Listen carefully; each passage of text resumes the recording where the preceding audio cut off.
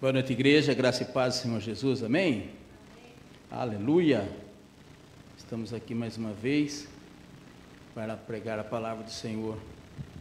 O Senhor ainda nos sustenta, nos dá capacidade, nos dá voz, ainda nos dá oportunidade de estar falando no Teu nome. Obrigado, Senhor. Mas antes da gente estar falando, né, vamos fazer a oferta, né? Nós não fizemos ainda. Vamos orar pelas ofertas, para depois a gente ir para a palavra. Senhor Deus, Pai Todo-Poderoso, consagramos a Ti nossas ofertas, nossos dízimos, que o Senhor possa abrir as portas para todos nós, para que nós possamos ter condições de estar sempre ajudando na Tua obra, em todos os lugares em que participemos, Senhor, em todas as igrejas, nas pessoas que mais precisam de nós, que nós possamos estar em condições. Então, abra as portas, Senhor, e nos dê saúde, inteligência, sabedoria, para estarmos fartando-nos com as coisas que o Senhor pode nos dar, não só em dinheiro, mas em todas as coisas que o Senhor pode nos dar. Obrigado, meu Deus, louvado seja o Teu santo nome. Amém. Vamos ofertar?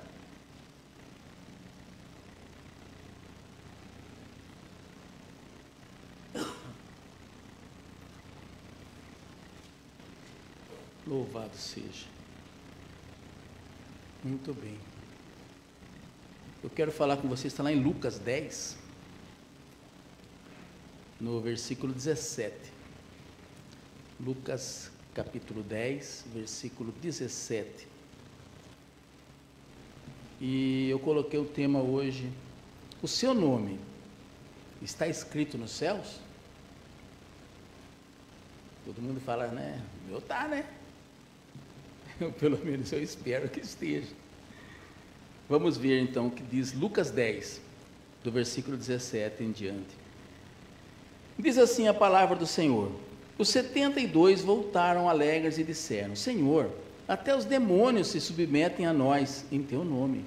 E ele respondeu: eu vi Satanás caindo do céu como relâmpago.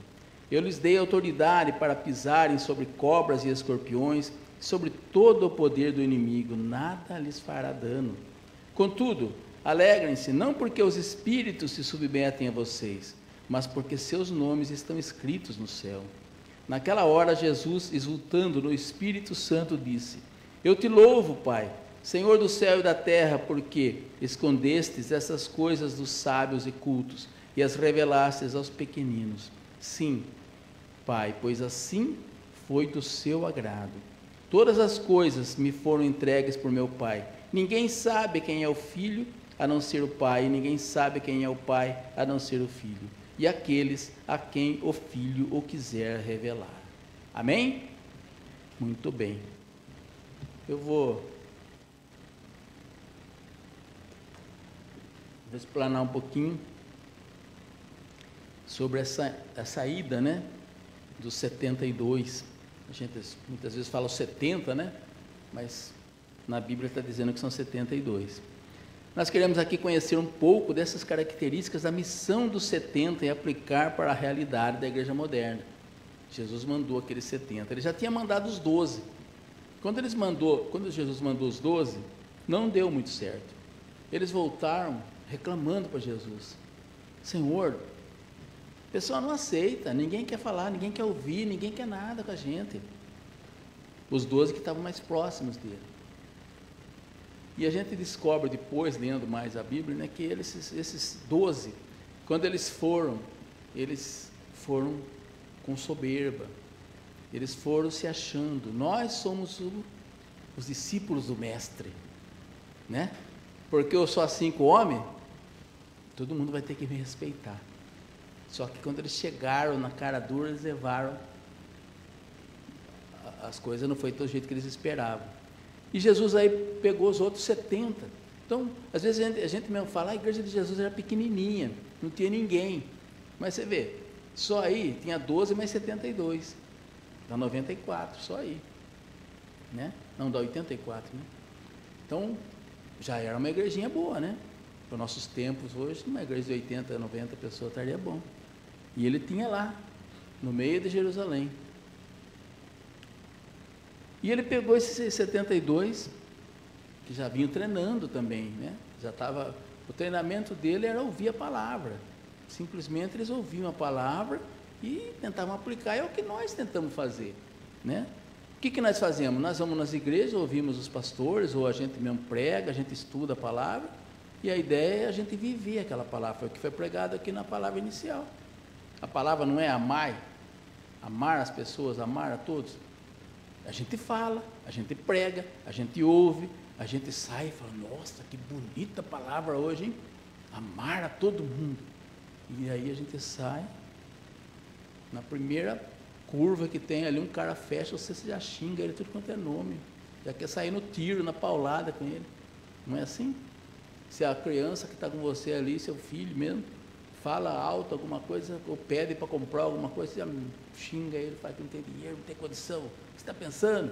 Pensa que seu pai é rico, né? Que amor é esse, né? Então, o que esses 72 foram treinados assim, que eles ouviram a mesma palavra que os 12 ouviam. Só que os 12 se sentiram e não deu certo. Mas esses 72 foram simples. Falaram, nossa, ele chamou nós também para ir, gente. Ele enviou nós também. Nós somos reservão. Nós somos aqueles que ficam ali enquanto os primeiros do banco ali, né, os 12 primeiros ficavam bem na frente, do lado dele, andava com ele. Esses 72 devia trabalhar em outros lugares. Não era toda hora que estava junto, né? Mas quando eles estavam juntos, eles estavam ali, aproveitando, bebendo daquilo, e não se sentindo o máximo. Quando Jesus deu essa oportunidade para eles, eles falaram, nossa, eu fui lá. É como a gente às vezes se sente, né? Fala, nossa, eu tenho a oportunidade de pregar a palavra, gente. Eu tenho a oportunidade de louvar o Senhor. Eu tenho a oportunidade de orar. Eu não sou nada, eu não sou ninguém. Eu não sou discípulo amado de Jesus. Eu sei que nós somos discípulo amado, mas estou dizendo assim, no estilo que João foi, né? O discípulo amado. Nós não somos aquele que recosta no ombro de Jesus. Nós não estamos ali nas primeiras filas, que todo mundo quando faz a filmagem, nós aparecemos em tudo quanto é filmagem, né? Toda vez que tira foto, nós aparecemos. Nós não somos desses, mesmo nas igrejas, né? Mesmo na igreja, às vezes a gente é o pastor da igreja e a gente não aparece nas fotos, porque não é interesse, não é para que eu vou aparecer nas fotos, né? Não é essa a ideia, mas tem gente que aparece em tudo quanto é foto, né? Filmou, ele está lá, fotografou, ele é o primeirão lá, né? E toda hora que fala, agora eu vou evangelizar, rapaz, sabe o que é? Agora não vai dar. Mas domingo vocês vão? Ai, domingo não tem jeito. Ah, é sábado? Ah, não, mas sábado também não tem, sabe? Nunca tem jeito. E quando vai, ele vai achando que ele é o máximo supra-suma do limão. Mas os 72 não. Eles foram simples. Fizeram o básico. Inicialmente, vale dizer, né, que lá em Lucas 9 e no 19, compreende uma grande exceção nesse evangelho em que Lucas narra com minúcias a viagem de Jesus a Jerusalém. E isso durou alguns meses, né? Então ele narra, Lucas narra a viagem de Jesus, e Jesus ainda estava na Galiléia, região norte do país, e seu ministério aqui chega a um final longo, sendo uma parte peculiar a Lucas, com poucas citações de Mateus e Marcos. Então, essas partes que nós vamos ler, tem mais em Lucas mesmo, por isso que eu peguei Lucas, que falava melhor, né? Jesus ainda está na Galiléia. Eram 12 os apóstolos, os quais tipificavam as 12 tribos de Israel, e Jesus enviara os mesmos para a região norte da província. Lá em Lucas 9:52 ele fala, né? E enviou o mensageiro à sua frente, indo estes, entraram num povoado samaritano para desfazer os preparativos. Região onde ele passaria, região onde também ele foi rejeitado. Lá em Lucas 9:53 fala, mas o povo dali não recebeu Jesus. Porque se notava em seu semblante que ele ia para Jerusalém. Então o povo não aceitou Jesus naquela região. Agora temos aqui, em Lucas 10, 70 discípulos enviados que tipificam 70 anciões, designados por Moisés e que receberam o Espírito e profetizaram, né? Também 70 eram as nações do mundo antigo, conforme Gênesis 10. Além disso, Jesus designa agora, além dos 12, né? Jesus designa 70, onde as instruções são semelhantes às que foram dadas. Então, do mesmo jeito que os 12 aprenderam, os 70 aprenderam também. Porque às vezes a gente fala assim, eu mesmo falo, né? Ah, mas eu não sei evangelizar, né? Ah, mas eu não sei falar com as pessoas direito. Ah, mas se depender de mim para falar, não vai dar certo. Entende? Mas esses 70 estavam lá assistindo, que nem a gente às vezes assiste. Eles estavam lá. Simplesmente eles estavam lá, como nós estamos. E Jesus falou, vem aqui. Vem aqui, vem aqui, vem aqui. Agora vocês vão. Talvez alguns deles tenham até falado assim, viu Jesus, mas o Senhor mandou Pedro, o Senhor mandou o pessoal bom da boca aí, não conseguiram, vai mandar nós agora? Entende? Como deve ter alguns que falam assim, nossa, nós somos escolhidos, agora é com nós mesmo. Nós vamos arrebentar, agora nós vamos lá, nós vamos falar de Jesus, nós vamos falar de Deus, nós vamos... Né? Sempre tem os negativos, os positivos, né? Sempre tem os dois lados, graças a Deus, né? Também 70, então, eram as nações. Sim, além dos 12, Jesus designa agora 70, onde as instruções são semelhantes. Conhecemos, então, conforme anunciado, um pouco das características da missão. Agora nós vamos ver como é que foi falado. A missão dos 70 tem uma prioridade. Qual é a prioridade de todo evangelista, né? Proclamar o reino. Às vezes a gente acha que a gente tem que falar da igreja, né? A gente tem que fazer evangelismo para falar do pastor, falar da igreja, falar do evento que vai ter na igreja. Isso daí é propaganda, né? A gente pode fazer propaganda também, tudo bem, mas não é evangelismo. Evangelismo significa, o que é evangelismo? Vem de evangelho. O que é evangelho? Boas novas. Quais são as boas novas? É que Jesus morreu por nós, né? Tirou todos os nossos pecados, ressuscitou e vai voltar. Essa é a boa nova. A boa nova não é falar que as pessoas vão se dar bem na igreja, vão ficar ricas, vai receber milagre. Isso não é boa nova. Isso é uma coisa que pode acontecer, faz parte do milagre, faz parte da igreja, né? Milagres fazem parte da igreja, prosperidade faz parte da igreja. Mas a novidade maior é que Jesus vai voltar e vai nos levar, não é nem salvar, porque nós já estamos salvos. Ele vai nos levar para uma outra, nova Jerusalém. A nova, né? Porque a velha está ficando ruim lá o negócio. Deixa eu ver aqui que eu pulei aqui. A missão então é anunciar o reino, né?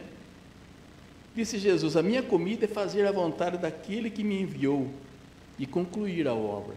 Então, quando falaram, lembra na Samaritana, que ele estava falando com a Samaritana, chegaram os discípulos e falaram, Senhor, nós trouxemos comida. Ele falou, não, eu já comi, eu não tenho fome.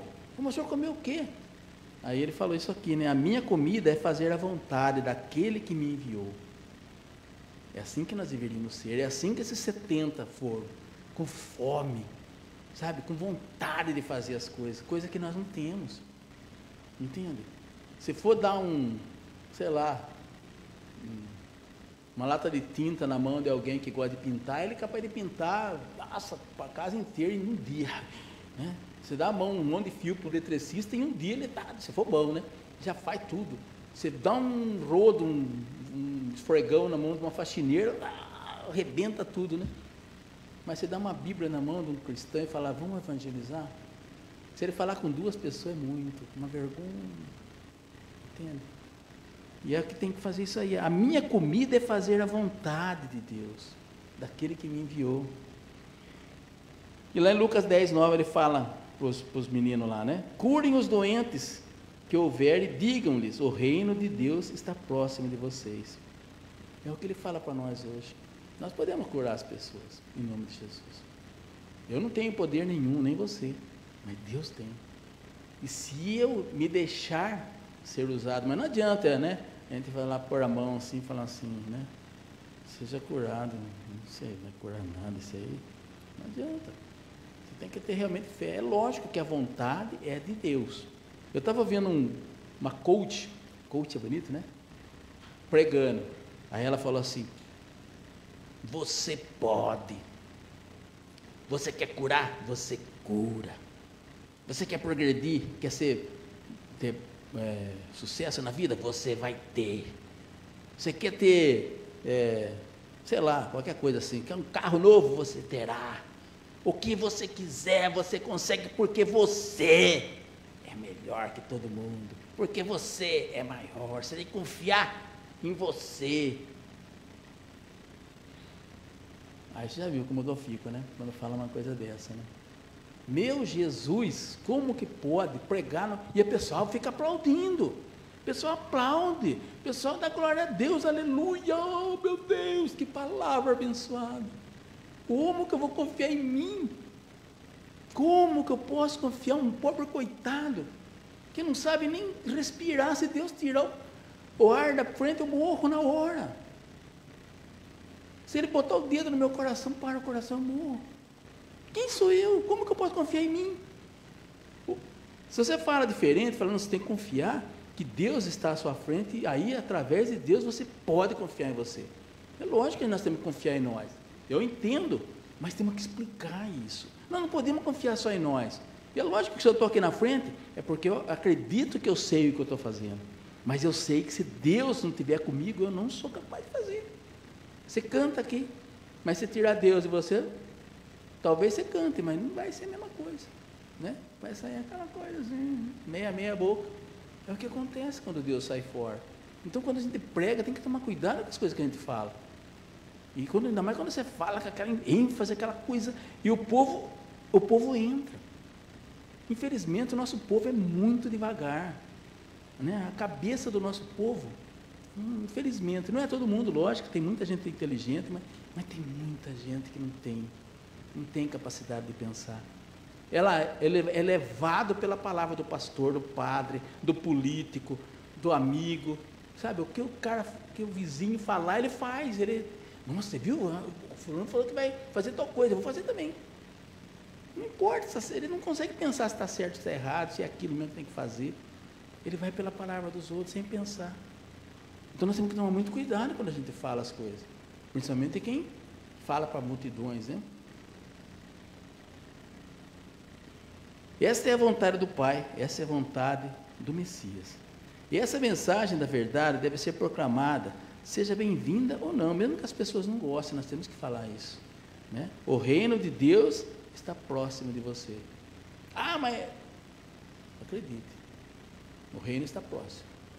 Mas para a gente falar isso, nós temos que acreditar primeiro. Aí é nós mesmo. Se eu não acreditar nisso, como é que eu vou pregar isso? Eu falo que Jesus vai voltar, mas será? Acho que não vai, não. Isso é de bobagem. Então, como que eu consigo pregar? Como que eu consigo ensinar se eu não acredito naquilo que eu estou falando? Então, primeira coisa, eu tenho que me converter e entender que Jesus vai voltar. Quando? Ninguém sabe. Não adianta falar que vai voltar amanhã, depois da manhã, semana que vem, no dia 25 de dezembro. Não adianta falar isso, é bobagem mesmo. Mas que Ele vai voltar, Ele vai. E pode ser amanhã, pode ser daqui 100 anos, 50 anos, mas que Ele vai voltar, Ele vai. E eu tenho certeza disso. Não sei como. Uns dizem que Ele vai voltar num disco voador, outros dizem que Ele vai voltar num cavalo, outros dizem que Ele vai voltar voando. Não importa, mas que Ele vai voltar, Ele vai. Que jeito Ele vai fazer, não importa. Então é isso que nós temos que estar pregando. O reino de Deus está próximo. E essa mensagem deve ser proclamada. A mensagem do Evangelho, ela é poderosa. Ela vem de Deus, então ela é poderosa por si só. Não precisa inventar muita coisa. É você ler a palavra e falar em cima da palavra. Na igreja a gente trabalha mais porque nós temos mais tempo, né? Tem uns 40 minutos para falar. Mas com uma pessoa do lado, em 5 minutos você fala. Não precisa ficar floreando, contando história, que nem a gente acaba contando história. E é uma coisa mais completa para pessoas que querem, estão mais interessadas. Agora você vai falar para uma pessoa que está nem aí, nem sabe o que está falando. Não adianta você ficar falando lá, porque Euclides, o primeiro mártir, foi Estevão, que...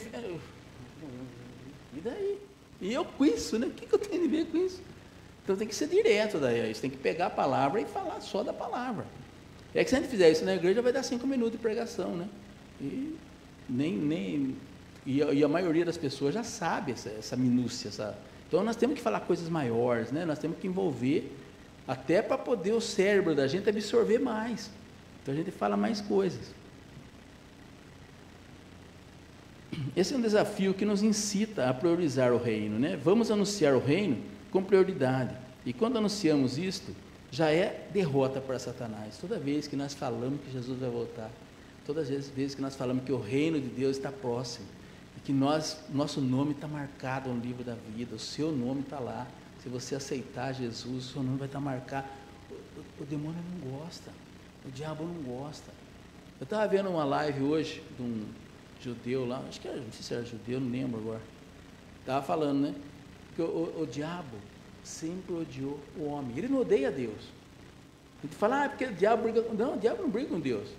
O diabo, ele é criatura de Deus. Ele não tem por que brigar com Deus. Mas o que ele fica bravo é porque Deus ama você e não ama ele.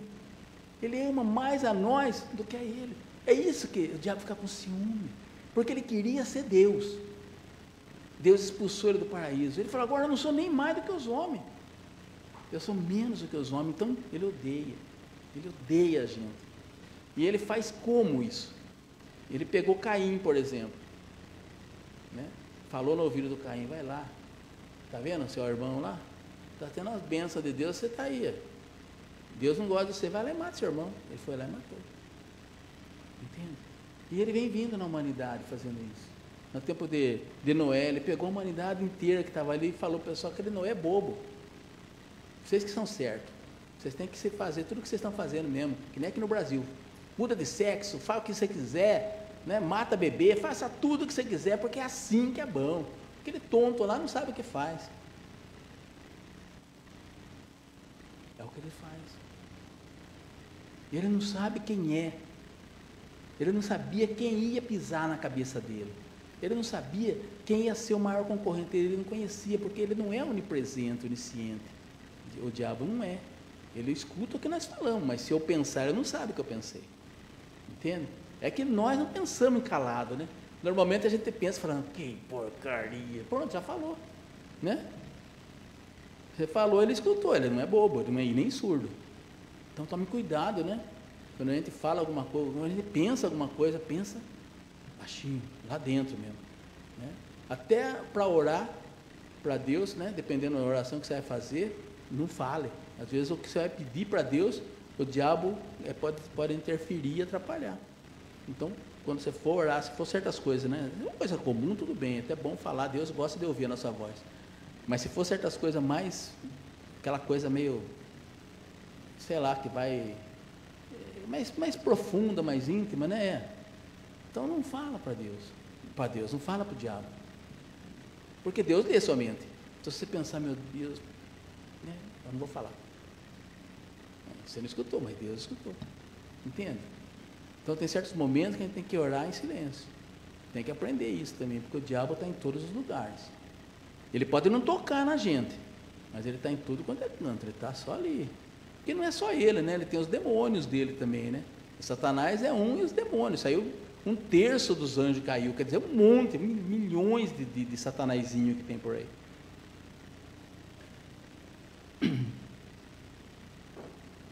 A verdade é que enquanto algumas pessoas não estão interessadas, outras são resistentes mesmo, né?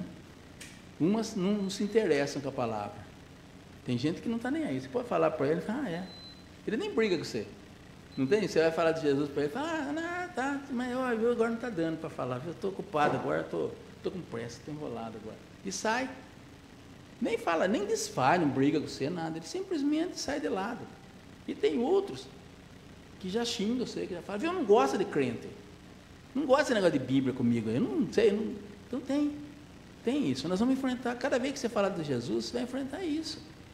Uma grande parte da população, mas tem aqueles que vão falar, sabe quando você fala de Jesus, você fala, amém, eu estava precisando tanto de uma palavra assim, eu estava esperando alguém falar, eu pedi tanto para Deus falar comigo, e Ele trouxe você para falar comigo, já aconteceu isso comigo, eu falar com a pessoa fala isso, então eu pedi para Deus, para alguém vir falar, para Ele vir falar comigo, e Ele mandou você falar comigo, nossa, me senti tão importante, né? Importante no bom sentido, né?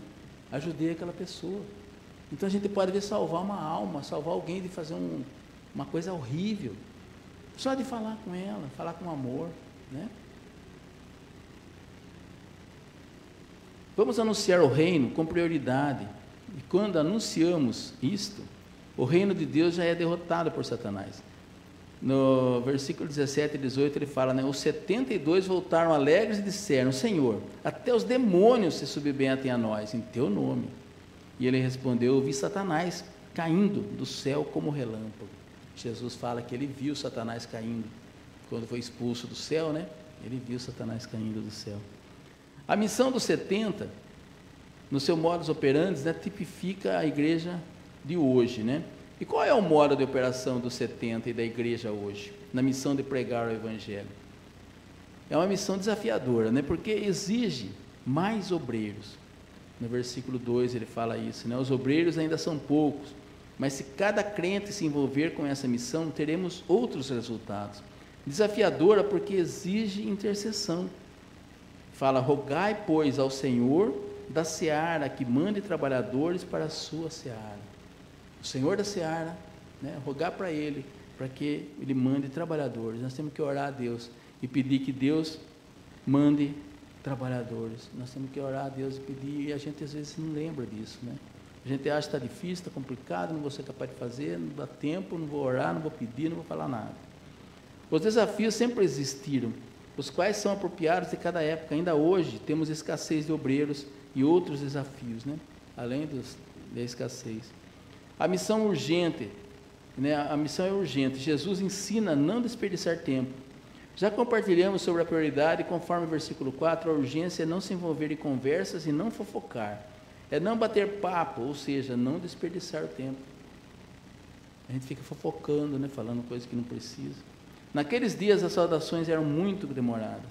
Por exemplo, na época dos profetas, Eliseu, Geazi, seu moço, recebeu uma missão e foi orientado assim. Olha, 2 Reis 29, fala assim, então Eliseu disse a Geazi, ponha a capa por dentro do cinto, pegue o seu cajado e corra. Se você encontrar alguém, não o cumprimente, se alguém o cumprimentar, não responda. Quando lá chegar, põe o meu cajado sobre o rosto do menino, que o menino estava doente, né? Ele foi lá. Por quê? Ele estava dando instrução, porque se ele para cumprimentar, ainda nós hoje ainda temos, a gente fala assim, oi, tudo bem? O cara do outro lado responde, tudo bem, mesmo que não esteja, né? Ah, tá bom, então beleza, e vai embora, né? Mas naquele tempo eles tinham um jeito de cumprimentar diferente, né? Demorava muito para falar, né? Então, para não perder tempo, ele falou isso. Você não nem cumprimenta, vai embora. O menino está precisando urgente, você tem que chegar e botar o cajado meu lá em cima dele.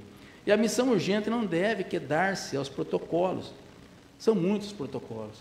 Apresentar carteirinha, crachazinho, dar a mão, trocar telefone, trocar cartão, dar o WhatsApp, né? Então é muito protocolo, muita coisa. Devemos nos desvencilhar de tudo para pregar o Evangelho, conforme o Hebreus 12:1 fala, né? Portanto, também nós, uma vez que estamos rodeados por tão grande nuvem de testemunha, livremo-nos de tudo que nos atrapalha e do pecado que nos envolve, e corramos com perseverança a corrida que nos é proposta. Então tem muita coisa que atrapalha a gente. Tem televisão, tem internet, tem telefone celular, tem estudo, tem trabalho, tem marido, tem filho, tem mulher, tem a casa, tem os hobbies que a gente quer, livro para ler, tem muita coisa. E como é que a gente faz para deixar essas coisas de lado e fazer o que Deus quer? É difícil, não é? Como é difícil, gente, como é difícil. E não adianta a gente falar assim, quando eu aposentar eu vou. Lê do engano. Quando eu ficar mais velho eu vou. Não vai. Quando minha filha crescer eu vou conseguir. Não vai. Isso aí não tem tempo. Não é? Não tem que botar uma sujeição, sabe? A gente fala, se, a hora que. Não, tem que ser agora. Não tem a hora que. Por exemplo, hoje temos muitos protocolos, né? Nos meios eclesiásticos temos muita burocracia, muitas vezes a tecnologia está a desserviço do reino. Hoje temos entretenimento e pouca ação missionária. Muitas vezes a gente se preocupa mais com o som, mais com a imagem, mais com a mesa de som, com a caixa, do que com a própria palavra. Quantas vezes eu me senti assim? Chega aqui, está roncando, está dando problema, nossa, meu Deus, como vai ser hoje? Como se o mais importante fosse transmitir. E o mais importante é a gente falar a palavra, é a gente pregar, a gente ouvir, a gente sentir a palavra.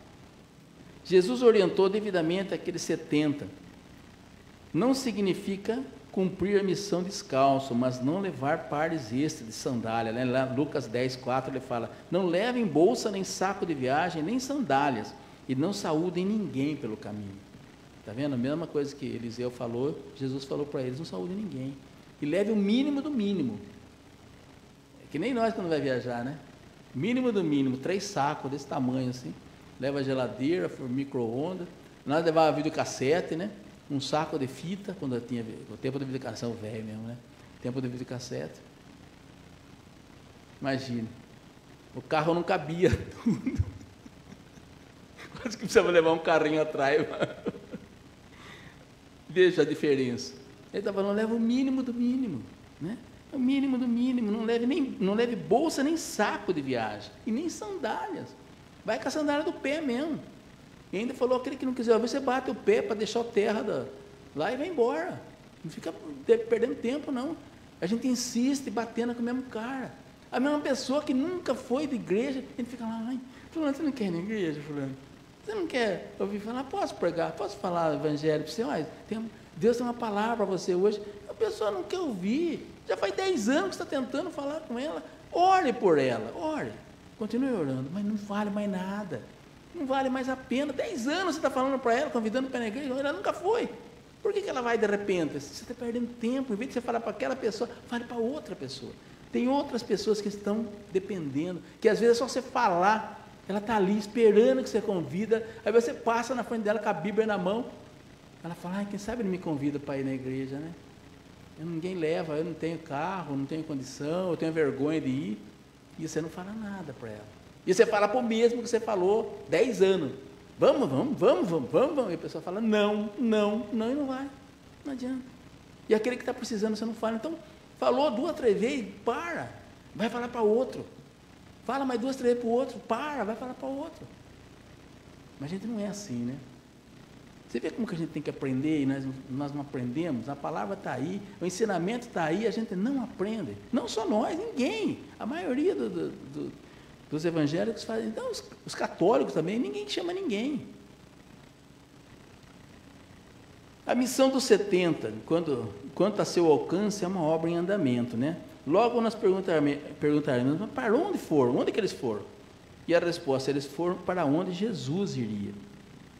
Lá em Lucas 10, 1 fala assim, depois disso, o Senhor designou outros 72 e os enviou 2 a 2 adiante dele, a todas as cidades e lugares para onde ele estava prestes a ir.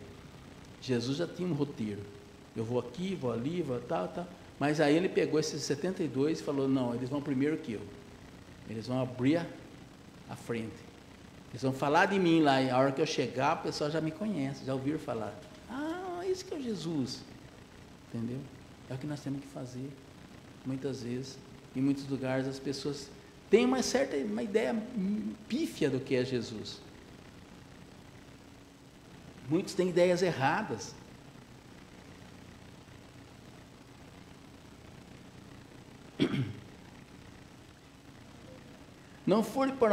Eles não foram para onde Jesus já tinha ido. A missão deles, como a missão da igreja hoje, é uma obra inacabada, porque nós temos muito para onde ir. Hoje, eu estava vendo, a gente fala que Jesus volta quando todo mundo escutar a palavra. Hoje, parece que 400 povos que ainda não ouviram falar de Jesus no mundo inteiro. Tem milhões de povos, quase todo mundo já escutou falar de Deus, de Jesus. Mas parece, se não me engano, são 400, se não me engano. Devia ter marcado no papel, né? Porque na cabeça não lembra mesmo. Pode ser 40 também, 440 não muda muito para mim. Mas é pouco. Pensando assim, 400 povos, o que são 400 povos? Né? Então, vai levar o quê? 5 anos, 10 anos, 8 anos, para falar para esse pessoal. E hoje com a internet, é muito rápido, é muito fácil. Você fazer uma live, fazer um culto ao vivo para essas pessoas. Provavelmente essas pessoas devem viver no meio da África, sei lá, num lugar bem isolado mesmo, né? Que talvez não tenha nem internet. Então vai ter que ir alguém pessoalmente lá. Mas tem gente indo para tudo quanto é lado. Então, vai chegar logo. E a hora que acabar, vai estar cumprido mais uma profecia, né? Que falou, né? Todo mundo ouvia a palavra, Jesus volta. É uma das profecias. Vai ter que estar cumprido também que o templo tem que ser refeito. Então, já estão lutando com isso. Então, está tudo aí, está tudo no caminho. Não foram para onde Jesus tinha ido, né? Os missionários falam muito desse assunto, né? E vale a pena saber mais e interceder por ele, a exemplo do ensino do mestre, que ele está em Lucas 10:2, fala assim, eles disse, a colheita é grande, mas os trabalhadores são poucos, portanto, peçam ao Senhor colheita que mande trabalhadores para a sua colheita. Então, nós temos que orar e pedir a Deus, que realmente são poucos. A gente vê, às vezes, um grupinho de 10, um grupinho de 8, não é? De algumas igrejas, fazendo aqueles evangelismos tosco, né? Na rua, mas tá bom, vai fazer o que? Não tem outro, né? Tem que nos contentar com aquilo, não é o ideal, mas é o que tem. Vamos sim ao alcance das nações, né? Lucas frisa a universalidade do Evangelho. Para os pecadores são 16 citações nesse sentido. E aqui estamos dizendo da universalidade do Evangelho, que é o alcance de todas as nações, e não da universalidade da salvação. Não temos que pregar muita coisa, nós temos que pregar Jesus, pregar que Ele vai voltar. Sabe, não precisa ficar explicando teologicamente, não é todo mundo que conhece, e a maioria não vai nem saber, não vai entender também, né? Certas coisas que eu falo aqui mesmo, eu vejo que até vocês não entendem, e se eu falar lá fora para outras pessoas, eles vão entender muito menos ainda, né? Então você tem que simplesmente falar que Jesus morreu por nós, pelos nossos pecados, e Ele ressuscitou, e Ele está lá do lado direito de Deus agora, e Ele vai voltar para nos levar para o céu. Só isso. Você falar isso, se você não convencer a pessoa, porque ela não quer mesmo. Tem gente que já está vendendo a alma para o diabo mesmo, né? Então ela não quer. E tem outros que estão zonzo aqui, não sabem nem o que está fazendo aqui na terra, então não vai adiantar muito. Lucas frisa, então, essa universalidade, né?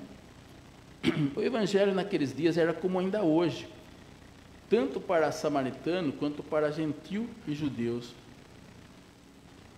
Tinha um grande problema naquele tempo, né? Como também tem hoje. Os judeus, cristãos judeus, né? Porque os primeiros cristãos foram judeus, depois que foram para os gentios, eles queriam pregar mais para eles mesmo. Eles não saíam, não faziam muito evangelismo, não falavam muito. E nesse momento que Jesus está falando, que nós estamos lendo, nem tinha as igrejas ainda. Paulo não tinha sido convertido, não tinha nada. Então, o que Jesus fez? Ele mandou para os povoados, aquelas 70 pessoas, para falar um pouco dele. Para a hora que ele chegasse nesses povoados, ter um pouco de curiosidade. As pessoas falam, mas o que é esse Jesus? Nossa, aquele é Jesus? Olha, ele vai morrer por nós. Né? E haverá o dia em que os glorificados de todas as nações, povos e línguas estarão diante do Cordeiro, conforme podemos ler em Apocalipse, né, no Apocalipse 7:9. Concluindo, queremos compartilhar mais duas verdades, né? Primeira verdade, a missão dos 70 é uma obra gloriosa, e aqui temos o justo motivo de alegria. Esse justo motivo não está na capacidade de cada um, pois essa capacidade pode falhar. Não se firma apenas na proteção de Deus, porque isso é temporário, mas reside na eleição, na salvação individual, como está lá em Lucas 10, né? Contudo, alegrem-se, não porque os espíritos se submetem a você, mas porque seus nomes estão escritos nos céus. Então nós temos que tomar muito cuidado, né? Não é porque a gente recebe aplauso, porque as pessoas estão do nosso lado, porque a sua igreja está cheia, que seu nome está lá no livro. Pode ser que a sua igreja é pequenininha, não tem ninguém, né? Ou pode ser que você não tenha nem igreja, às vezes você ora em casa, porque não tem nem lugar para orar, mas seu nome está escrito no livro da vida. É isso que é importante, que o nosso nome esteja lá. É isso que eu coloquei o tema aqui, né? O seu nome está escrito no céu? Será? Né? A segunda verdade, está lá no 10:21 de Lucas, né? Naquela hora Jesus, exultando no Espírito Santo, disse, eu te louvo, Pai, porque escondeste essas coisas dos sábios e cultos e as revelaste aos pequeninos. É isso que é importante. A gente às vezes se sente tão pequenininho, né? Se sente tão pobre, a gente se sente tão assim, não tem nada, não sou nada, ninguém liga para mim, mas Deus liga. Deus olha por nós, né? E Ele revela Muitas coisas que Deus revela para nós aqui, ó, não revela nas grandes igrejas, sabe? Em grandes convenções, às vezes Ele não revela tudo isso, e aqui Ele revela muito mais, porque Ele pega os pequenos, que não são tão sábios, né? Que não são tão interesseiros, e revela para a gente.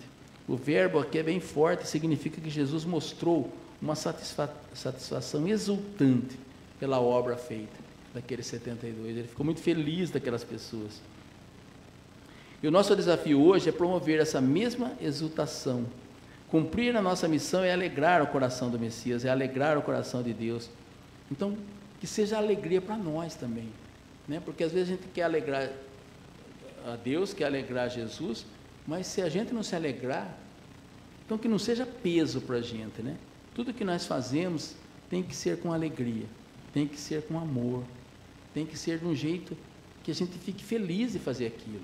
Não importa como, não importa, mas está difícil, está pesado, está frio, está isso, está aquilo, não importa, né? Você tem que se sentir feliz. Está difícil de fazer, mas eu faço, entende?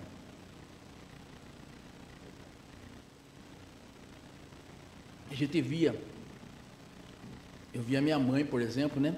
Ela pegava aquela bacia de roupa, botava na cabeça, botava nós, eu com meu irmão de cada lado do braço, ela levava na beira do rio, estendia uma toalha para nós sentar em cima da grama, e ela ia lavar a roupa. E ela estava feliz. Minha mãe era meio a cara de brava, né? Que nem eu, assim. Mas era só a cara. Ela estava feliz. Porque ela tinha água, ela tinha sabão, ela tinha roupa e ela tinha 2 filhos. E tinha mais 2 maiorzinhos ainda, né? 4 filhos. Estava feliz. Não pelo que muito que ela tinha, mas pelo pouco que ela tinha. Essa é minha mãe. Ela não era muito de ficar falando. Minha mãe nunca foi muito faladeira. Mas ela amava a Deus de uma maneira assim, muito sincera. E ela agradecia muito a Deus pelo pouco que ela tinha. E ela acaba sendo um exemplo para a gente, né? Porque a gente tem tanto. A gente não sabe onde enfiar as coisas. Você já percebeu? Quantas coisas que nós temos? E está sempre querendo mais, né? Está sempre querendo mais coisas. Então, e a gente nunca está feliz, né? Nunca está feliz. Mas a minha mãe tinha um fogãozinho daquele Daco, pequenininho assim, uma tampinha vermelha. Isso quando eu era mais jovem ainda, né? E ela, foi uma alegria tão grande, né? Porque era fogão de lenha, né? Aí de repente comprou um fogãozinho gás. Meu Jesus, a mulher ficava contente. Ela fazia doce de leite, fazia paçoca, fazia bolo todo dia. Tinha que usar o fogão, porque depois que ela viu o preço do gás, apesar que o gás naquele tempo era barato, né? Não era tão caro, né? Mas ela vivia com alegria, sabe? Ela depois ficou mais triste que meu pai faleceu, tá? Foi ficando mais complicado para ela, né? Mais sozinha, fica mais triste.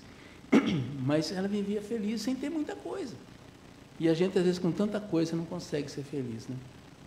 Então, quando a gente vai fazer a obra do Senhor, a gente tem que pensar nisso. Às vezes eu não tenho muito jeito para falar, mas fale do jeito que der. Fale, converse, né? Ouça as pessoas também, ore pelas pessoas, vale a pena. Vamos fazer a palavra, vamos fazer a vontade de Deus, vamos fazer a palavra de Deus aumentar, e que cada vez mais a gente fale isso em casa, com nossos filhos, com nossos irmãos, né? Que a gente consiga fazer isso. E os nossos companheiros de trabalho, né? Que a gente, às vezes, alguém vem reclamar, chorar, a gente nunca lembra, né? De chegar e falar para ele, senta aí, vamos fazer uma oração? A gente acha que é chato fazer isso. Vocês entendem? Mas não é. Nós temos que abrir o nosso coração também, né? Porque a hora que a pessoa vem pedindo, nossa, estou enrolado, não sei o que eu faço, eu estou bravo com a fulana lá que fez isso, fez aquilo. Senta aí. Posso fazer uma oração para você? Mas não vai... Calma, posso fazer? Faça. Né? Não vai adiantar nada, ela fala, né? Mas faça. Mas você tem fé, você acredita e você faz. E tenho certeza que vai mudar. É uma maneira que nós podemos estar evangelizando. Não precisa ir lá na praça, ficar pegando pessoa que passa na rua. Mas nós podemos evangelizar desse jeito. Com nossos filhos, com nossos amigos, com o pessoal que trabalha com a gente. Né? E onde a gente puder conversar com as pessoas. Mas não, a gente quando conversa com as pessoas só sabe falar mal dos outros, falar mal do governo, falar mal do futebol, falar mal de tudo. E não fala. Não adianta falar, eles não querem ouvir. A gente não sabe, né? De repente, a gente falando alguma coisa, se a pessoa não quiser mesmo ouvir, ela fala, não quero que eu ore, não quero, não, vai embora, deixa quieto. Tudo bem, não vai insistir também, brigar com a pessoa. Mas se a pessoa falar, não, pode orar, você ora. E é muito bom isso, muito bom. Amém? Acordou? Firme aí? Então, beleza. Vamos orar, depois você faz a oração dos pedidos? Deus Pai Todo-Poderoso, obrigado, Senhor, por mais um dia, mais uma palavra. Que o Senhor continue nos orientando, Senhor, para que nós possamos fazer sempre a Tua vontade, Pai. Alimenta o nosso coração, que nós possamos ter fé cada dia mais, Senhor, e que nós possamos estar passando essa fé para as pessoas, de alguma maneira, Senhor, através da nossa palavra, através das nossas atitudes, esteja conosco. Abra sempre o nosso coração e nos encha de fé. Obrigado, Deus. Louvado seja o Teu santo nome. Amém.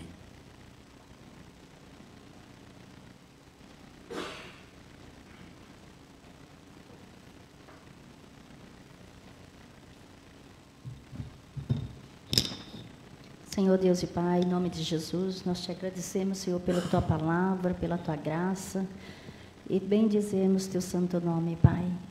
E nesse momento, queremos colocar em Tuas mãos esses pedidos aqui colocados, Senhor, as vidas aqui representadas, que o Senhor possa abençoar, que o Senhor possa, Senhor, estar entrando com providência na causa de cada um, Senhor. Eu não sei o que Teus filhos almejam aqui, mas o Senhor que sonda os nossos pensamentos, nos conhece, o Senhor sabe da dificuldade, o Senhor sabe o que cada um precisa, Pai. Então, em nome de Jesus, eu te peço, Senhor, se assim da sua vontade for, Pai, que o Senhor abençoa, que o Senhor entre com providência nessas causas, Pai. O impossível só o Senhor pode, Pai. Eu entrego em Tuas mãos, em nome de Jesus, para a honra e glória do Teu santo nome. Amém. E graças a Deus.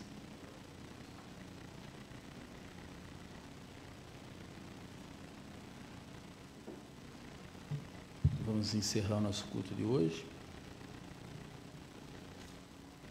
O culto da família, né? Eu quero continuar orando pelo Denis e pela Margarete, né? Que Deus possa orientá-los, né? Estar à frente de toda a decisão que eles vão tomar. Eles são de São Vicente, estão querendo vir para Piracicaba. Que Deus esteja à frente de tudo, né?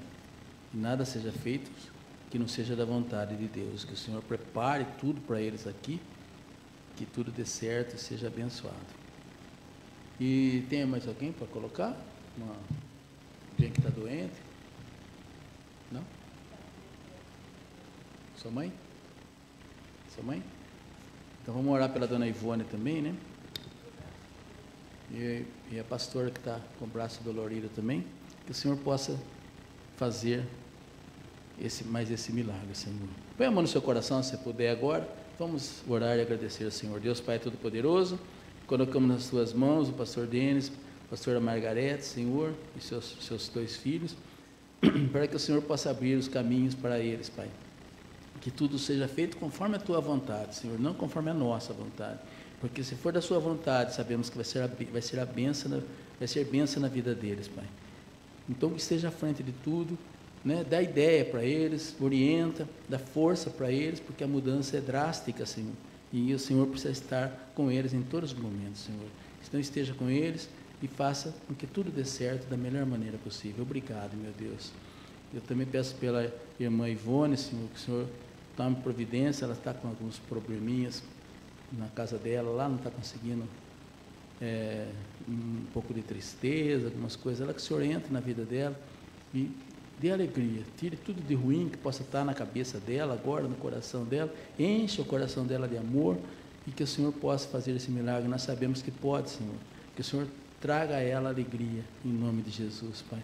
e também pelo braço da pastora que está dolorido, Senhor, que o Senhor entre, né? Tome providência, Senhor, e transforme a vida dela, tire todas as dores, todas as doenças, todas as coisas malignas que possam estar influenciando no corpo e na alma, Senhor. Tire tudo, limpe tudo e que ela seja restabelecida, em nome de Jesus. Obrigado, meu Deus, obrigado por tudo que o Senhor tem feito por nós, Pai. Eu quero pedir também pelas nossas escolas, né, pelas nossas empresas, que o Senhor entre em providência em todas elas. Nós estamos no final do ano, Senhor. Nós temos que tomar muitas decisões para o ano que vem, então nos ajude, Senhor. Que nós possamos tomar decisões corretas, que seja sempre do Teu agrado, Pai. Que o Senhor seja sempre à frente de tudo que nós decidirmos, Pai. Abre, Senhor, a nossa inteligência, a nossa sabedoria, minha, da Ana, da Daiane, do Claudinei, Senhor, que nós estamos à frente dessas empresas, Pai, que o Senhor possa nos sustentar, nos alimentar e mostrar para nós qual é o melhor caminho para a gente fazer 2024, Senhor, para que a gente possa suportar todas as coisas ruins que esse governo está fazendo, Senhor. Esteja à frente de tudo, em nome de Jesus, Pai. Quero também pedir pelos meus filhos, quero pedir pelos meus irmãos, né? Pelas minhas netas maravilhosas, por todos os nossos colaboradores, as empresas, quero pedir pelos meus amigos, por todas aquelas pessoas da Igreja Agnes, por todas as pessoas, os pastores que trabalham conosco, e também pelo congresso que será dia 1 e 2 de dezembro, lá em Sorocaba, Senhor. Já estamos colocando em oração, que o Senhor possa estar à frente de tudo e fazer com que seja o melhor congresso de todos, Pai. Obrigado, Jesus, por tudo que o Senhor tem feito por nós. E agora nos leve para casa na Tua bênção e na Sua misericórdia. E nos dê uma noite tranquila de sono e uma semana abençoada em nome de Jesus.